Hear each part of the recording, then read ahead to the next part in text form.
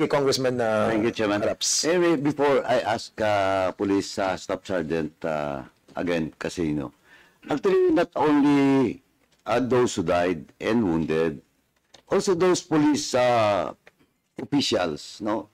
Whether kahit mga PNCO, who are also victim of such campaign during the previous administration. So, marami po yan. Marami pong mga forms of violation of the rights, no? Marami po yan. For example, yung mga police na pinatay din. Di ba? Because they're being accused that they're involved in illegal drugs. And the proof is, their names is listed in the Duterte's list. Tapos, kailangan ma-check natin saka makuha yung data dun. Saka maimbestigahan. Ano na ba ngayon yung status ng mga yun? Kahit po sabihin pa natin na those in the list and was killed are really involved, no? Really involved in that in the drug trade. But still, they have the right. Diba? Yan. For example, ganyan. Second is, those names listed in the Duterte's list that was assigned sa malalayo. Then pagdating na doon, pinatay. Di ba? Marami yan. So, we have to get that list and documents. For example, I will cite you one example, Mr. Chairman. Sa amin galing, yung Colonel Rapis, nasa Duterte's list, nirelieve, inassign doon sa Zamboanga. Doon na siya inubutan. Until now, the case is unsolved. Unlike here now, in front of us, of course, are all our heroes, no? In line of duty. And they received such support from the previous administration and even in this administration. But yung sa akin, my concern is those police officers being victimized. Mamaya po, i-discuss sa inyo yung ilang mga data and to prove you that indeed, ang dami pong police officers na matitino, magagaling, just because they don't believe on such program. And some of those are politically, quote-unquote, inclined. Dun sa mga political opponents are being victimized. Mamaya po, I will discuss on that.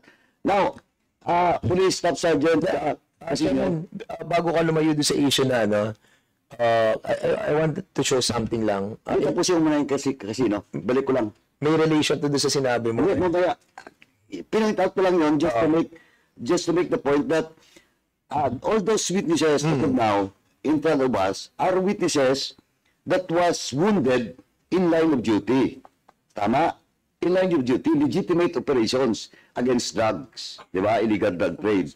Now, kasi before you proceed, yung mga namatay, di ba, ng mga police officers in line of duty, legitimate drug operations. Now, doon kay Casino, kasi ano lang ako doon, medyo curious, kasi di ba, may nakita mo na baril. Tama? Tapos, to the rescue ka. Tama po? Yes, sir. Yes, sir. Sino yung nakita mong binaril? Yung kasama ko po na Intel Operatives po, Your Honor. Intel operative ng San Carlos. ng San Carlos. Yes po, Your Honor. So, binaril yung pulis na yon. Yes po, Your Honor. Namatay. Namatay po, Your Honor. Namatay. Yes, okay. So, sino yung police officer na yon na namatay? Police Corporal Jimbo Agtara po, Your Honor. Okay. Now, in that case, in the killing of that police officer, ano yung motive that was established? Ang pagkakaalam ko po dyan, Your Honor, is may nag-conduct po yata siya ng surveillance po, Your Honor. At Hindi, ganito muna. Ayan, yung pagkakaalam mo. But what is the official findings?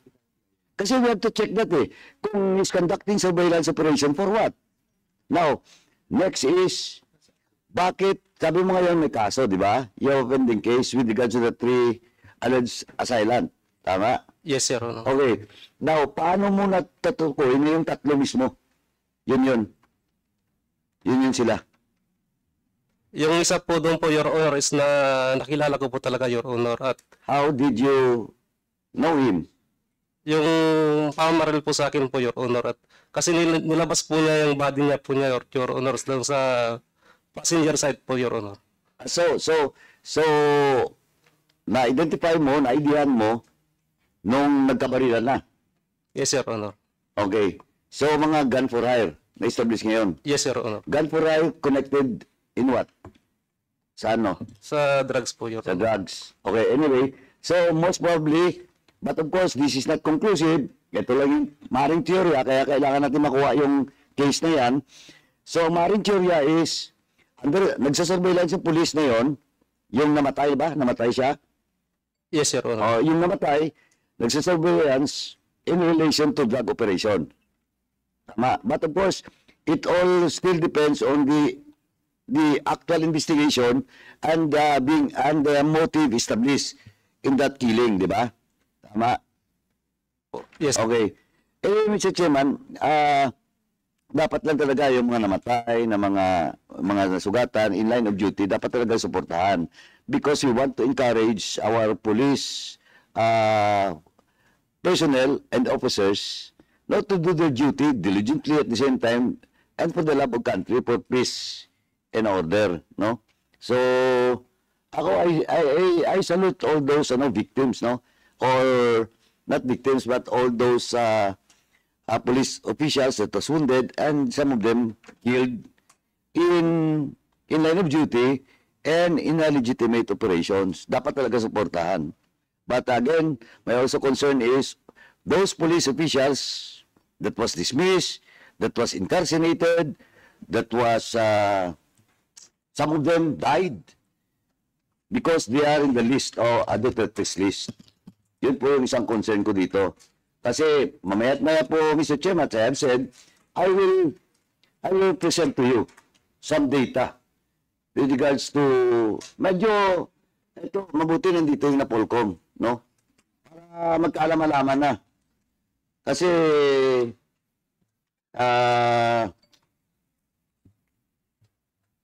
early part pa kasi ng 2016 eh.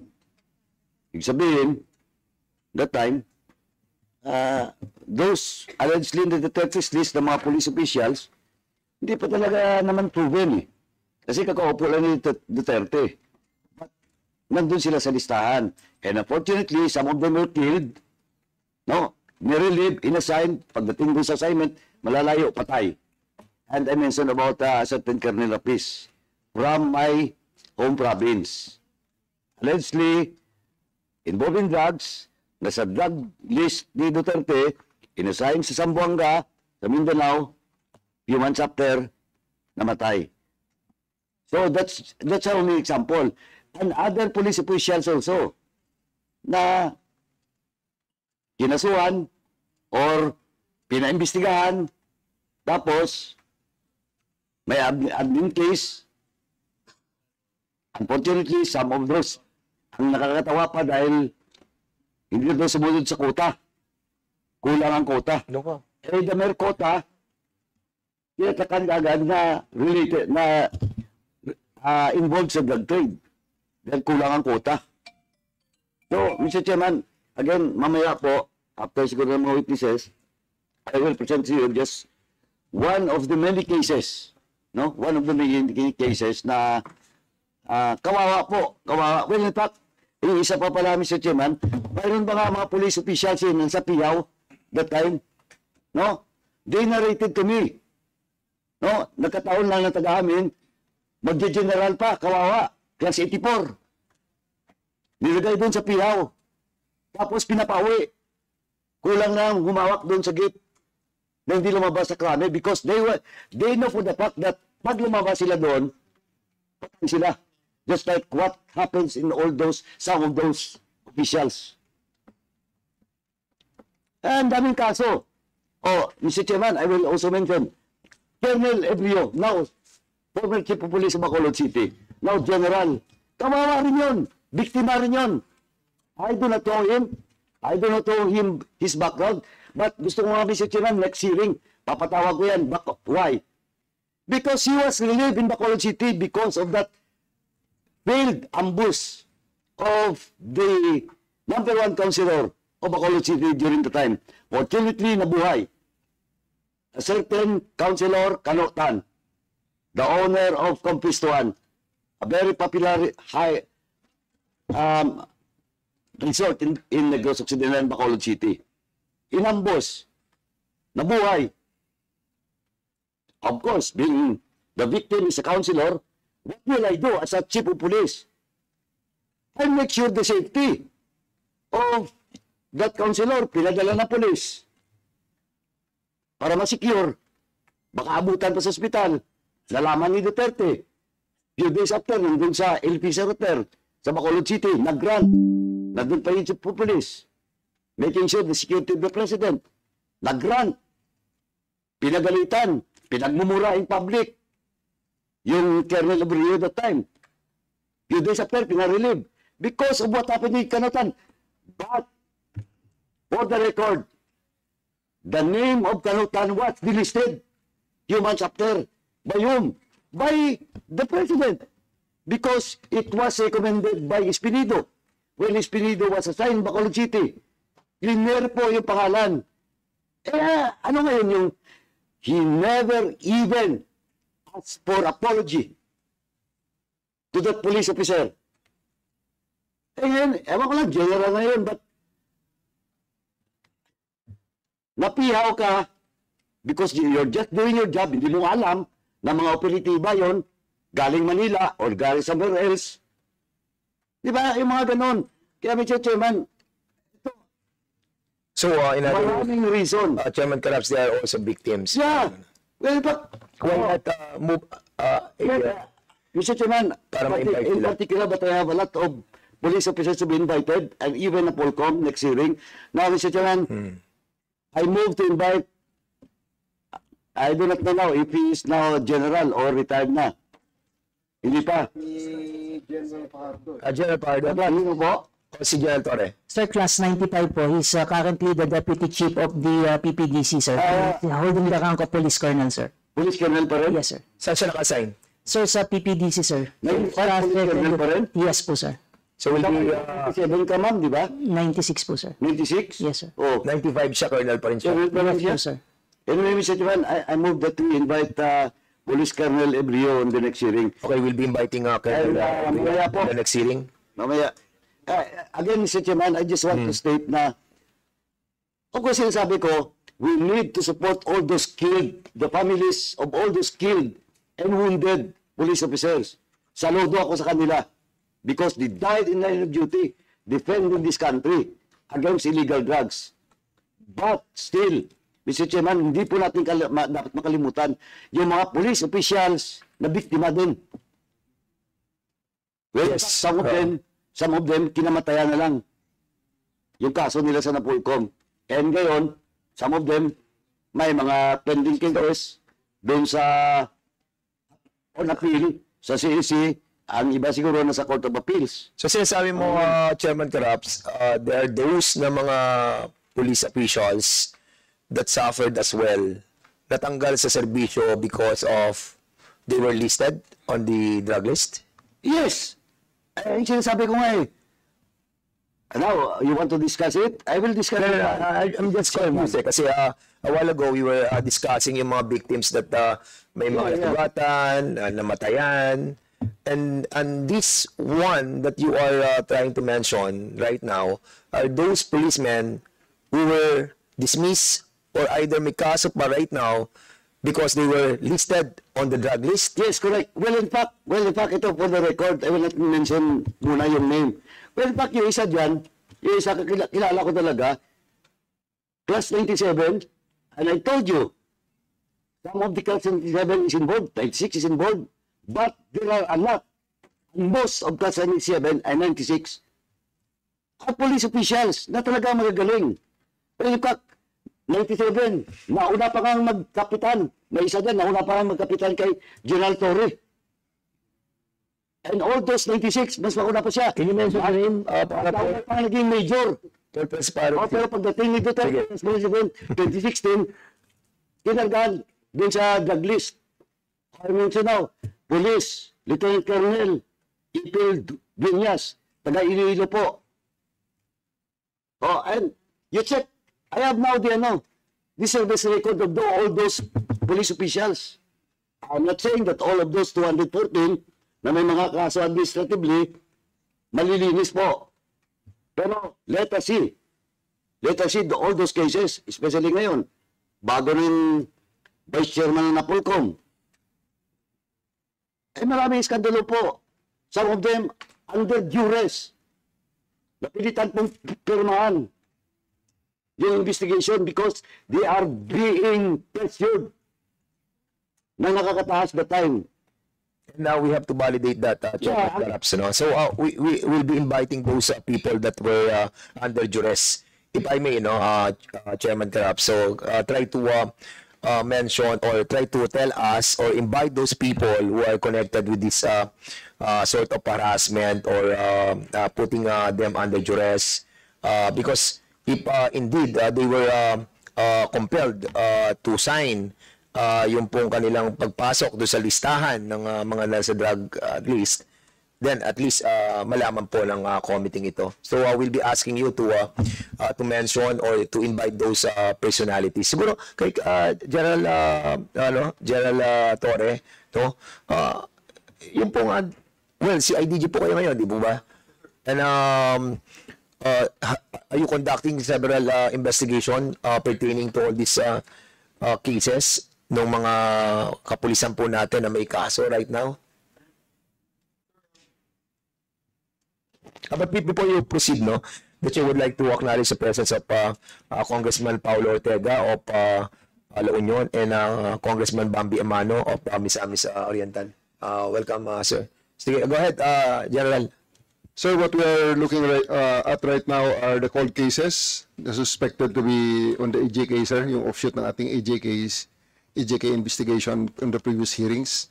So, as of the moment, based on the priority, sir, wala pa yung mga cases ng police na namatay under mysterious circumstances na minention ni Congressman Paduano, sir. But it will be included eventually, sir, pag matapos namin ang mga priority cases, sir. Okay, thank you, General. Yung mga namatay, magkano binibigay po natin dito? Like, for example, ito, 312 yung namatay, eh. So, magkano po ang, kasi yung nasugatan, lahat po ba yan? Nakatanggap ng 100,000? Lahat ba? Siguro sa DPRM. Yes, sir. Ang benefit po ng isang killed in police operations, we have under the law, Republic Act 6963. Ito po, sir, yung 6 months na salary na ibibigay sa kanya. Kung baga, sir, ini-extend yung buhay niya at masusweldohan siya ng 6 months. So, yun po, sir, ang So, 6 months na sweldo. Opo, sir. Pag namatay. Pag namatay, sir. Pag nasugatan, magkano? Yung hospitalization expenses po, sir. Yan lang po, sir. Yung Hindi, kanina kasi may sinabi si Sergeant Petras, di ba?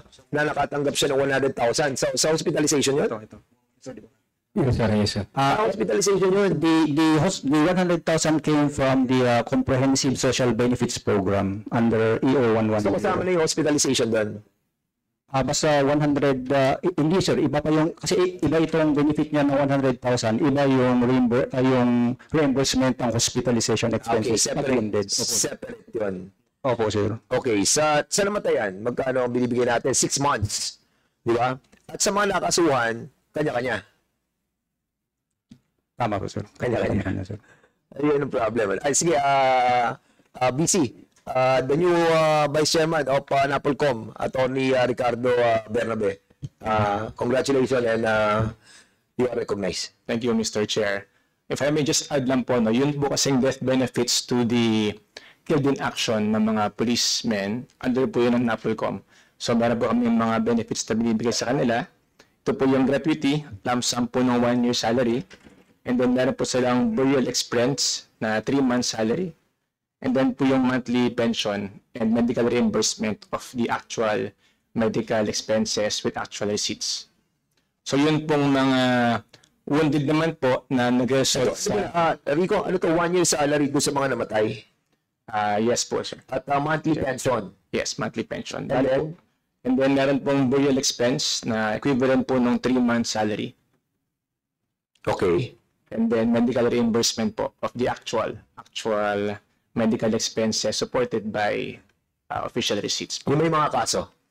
Yung mga, hindi po, ito po yung mga death po. Yung mga tayo sa may kaso? Wala po, wala po. Oo nga eh. Ano lang to, sa mga nasugatan, saka sa namatay. Yes, pero Sir Share, yung wounded po, ito po yung naging ano sila, permanent disability.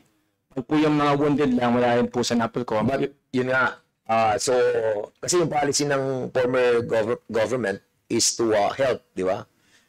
Those sagot kasi eh, di ba? Yun ang pronouncement ng ating pong dating Pangulo that tutulungan. But yung ang tinatanong po namin, kasi we need to find out the data, no? Kasi yun ang gusto na po natin para klaro po tayo.